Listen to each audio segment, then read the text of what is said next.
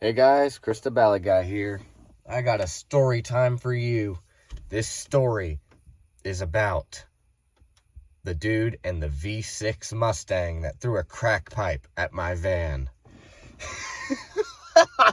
I'm sorry, I can't keep a straight face and say that, even though that was kind of a sarcastic straight face. But anyways, sorry for the lack of uploads lately.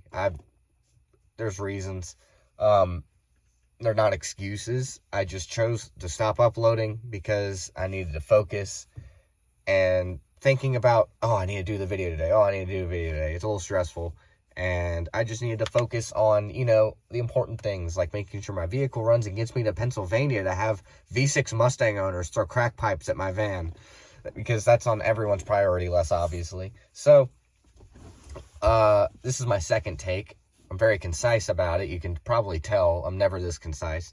And that is because I ran out of storage. So I know I have exactly like 17 minutes and 36 seconds. So let's get right into it, because I'm sure it'll be more entertaining anyways, even without all the extra hullabaloo. So, all right.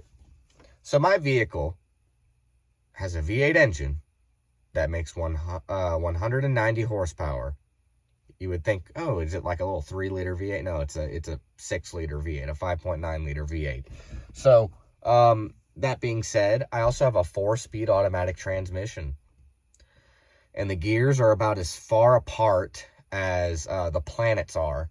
So, in layman's terms, I do not have very good capability to climb hills. Also because I weigh like 8,500 pounds. So, yeah, that being said, I don't have the ability to rocket ship up a hill like a V6 Mustang. Man, there's something. Anyways. So on. So I decided to go on a drive and go look at something tonight, and the route back to the place where I'm at right now has a lot of up-road hills. It's like 24 miles, and the majority of it are all uphill. The elevation difference between the two locations are like probably 1,000 feet or so. It's ridiculous. So, and that's not just all one slope. That's like a bunch of slopes broken up. So it's like, and the worst part is that, like, it's exactly how you wouldn't want it to be. So it's like super steep slope. Oh, a little tiny downward slope. Oh, a super steep slope. Or a super steep slope. Oh, a really shallow slope. Really steep slope. It's like the kind of graph you want to see in economics class. You want to see a little bit of downs, but a lot of ups.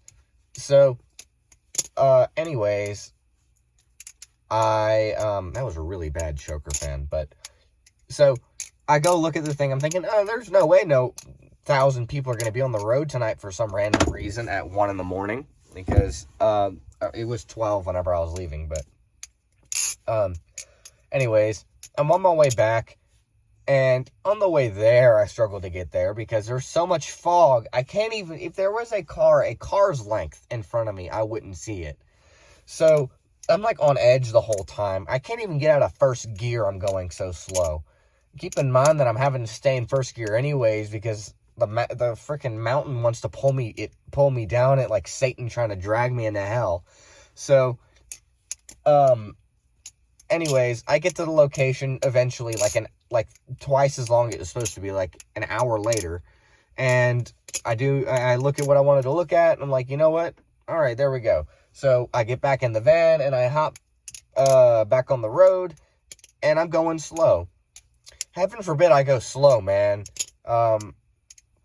Because it's dark. We're in the state that you'll hit a deer if you go to a coffee shop and leave your car outside. A deer will just fall out of the sky and hit your car. And you'll be like, what was that? And someone will be like, oh, you hit a deer. It's just one of those deer states. I mean, nothing you can do about it.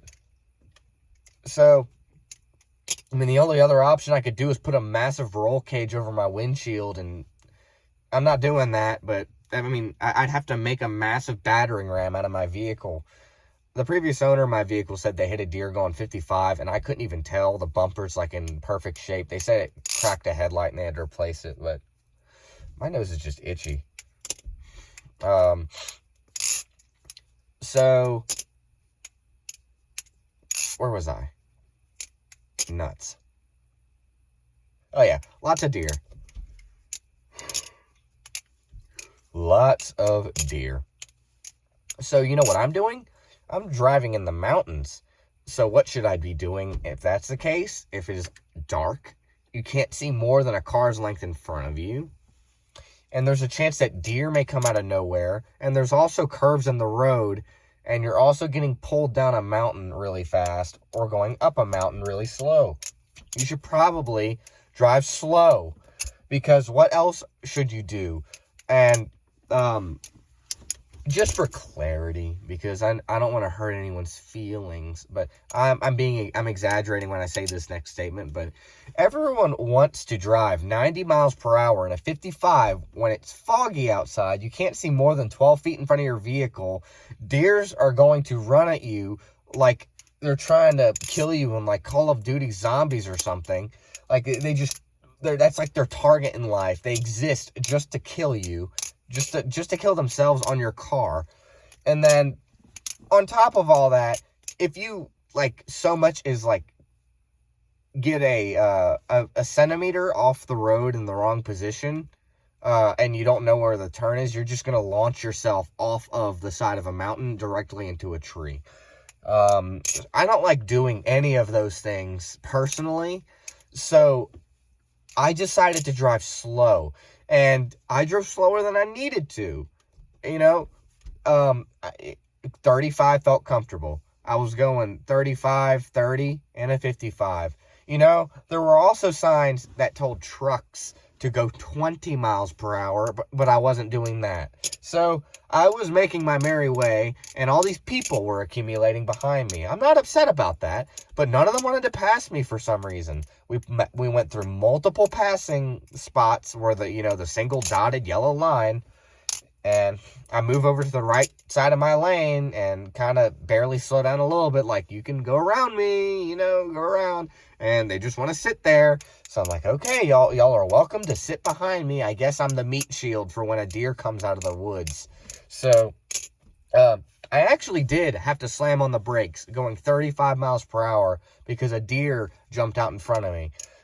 Like, it doesn't, I don't make this stuff up, man. Like, deer just, they're cold-blooded car killers. They want your steel, man. They don't want your brains. They want your ECU. They want your engine. They want your front grille. Man.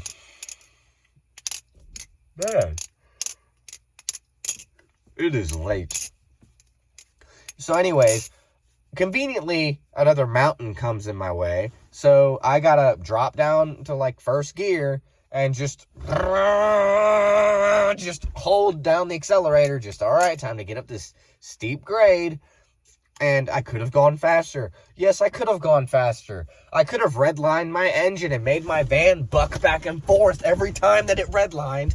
But no, I didn't do that. Maybe because I'm a sensible human being and, I have a sense of what's reasonable.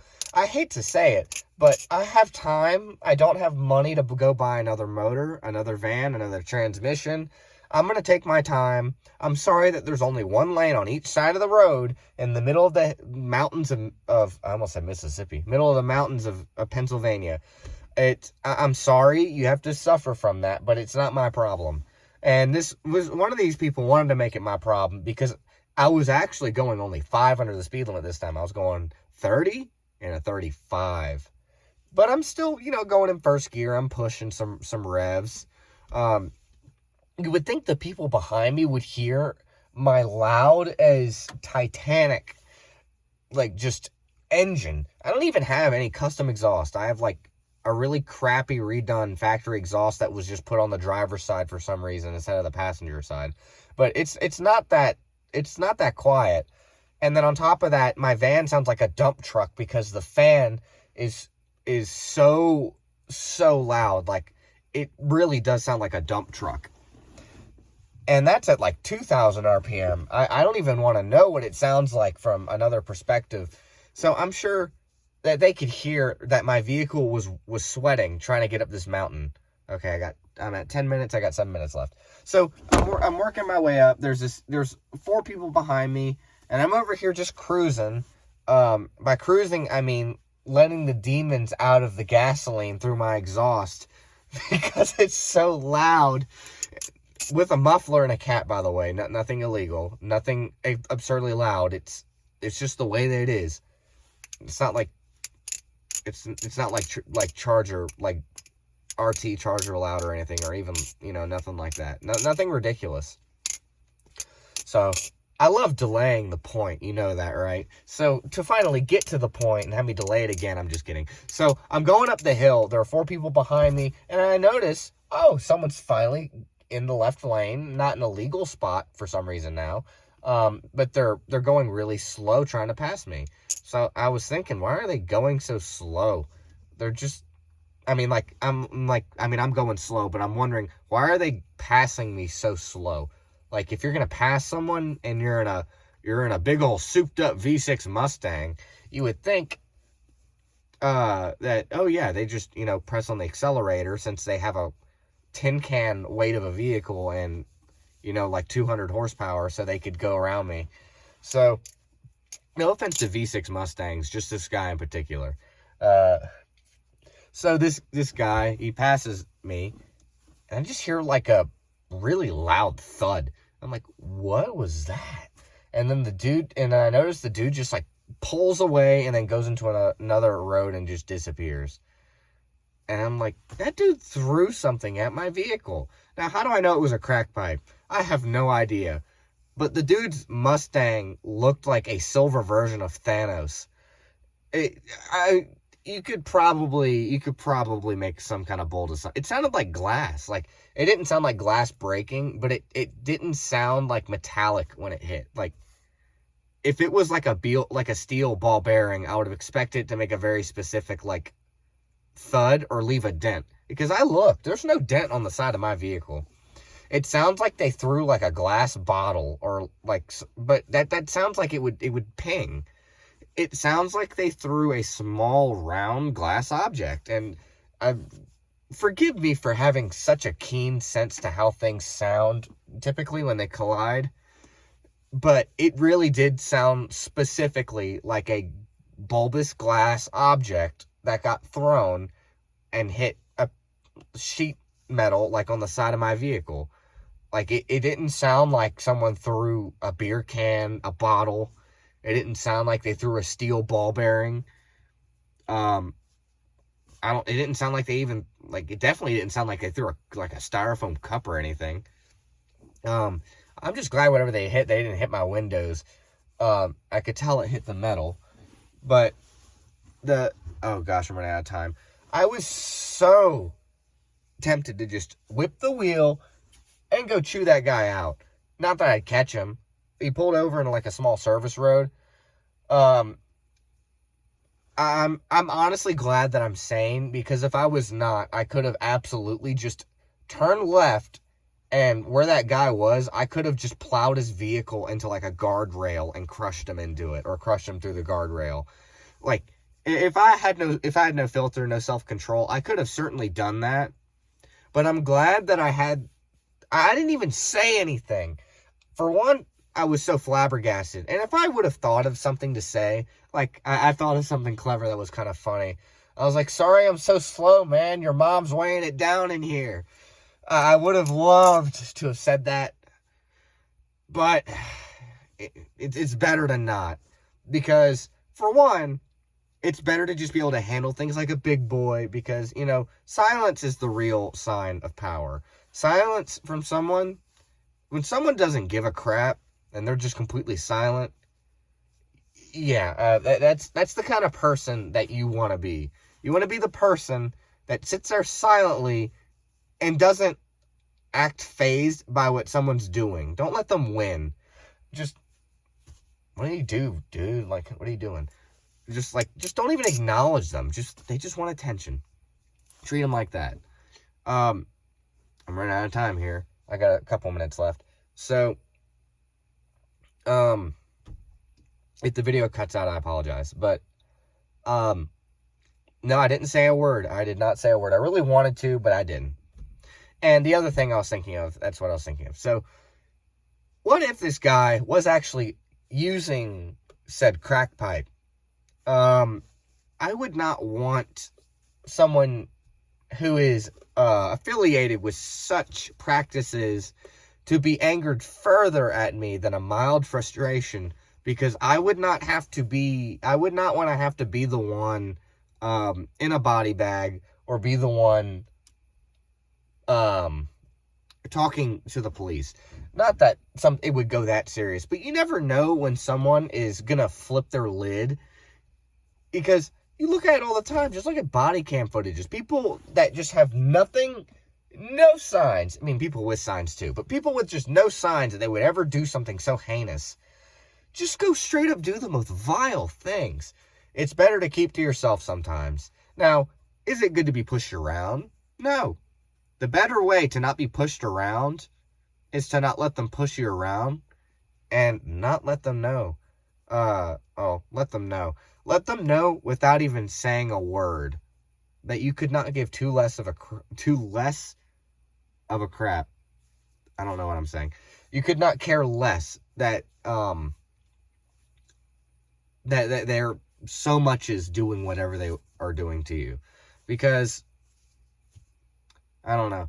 People who can control their mouth are the strongest people in the world, in my opinion. The people who have the power of the tongue are the real powerful people of the world. Now, is it powerful to be armed and ready to protect yourself? Yes, absolutely. I would have loved to have been armed, but in the state of Pennsylvania, I'd rather just get beaten up than have to deal with the legal system than with that. That's just because I'm a non-resident. If you know, you know. It looks like I'm running out of time, so this was the story of how the V6 Mustang owner got mad and threw a crack pipe at Krista Bally Guy's lovely van, and thankfully did not damage anything. I apologize if you ever see me and get stuck behind me on those mountain roads, because I don't wish it upon you unless there's someone in front of me. That's my biggest wish. Someone to be going slow in front of me so that people won't be mad at me personally, because then they'll be like, oh, he's not going to pass them. He's in a big van. So, with that being said, I hope that y'all enjoyed this story time video.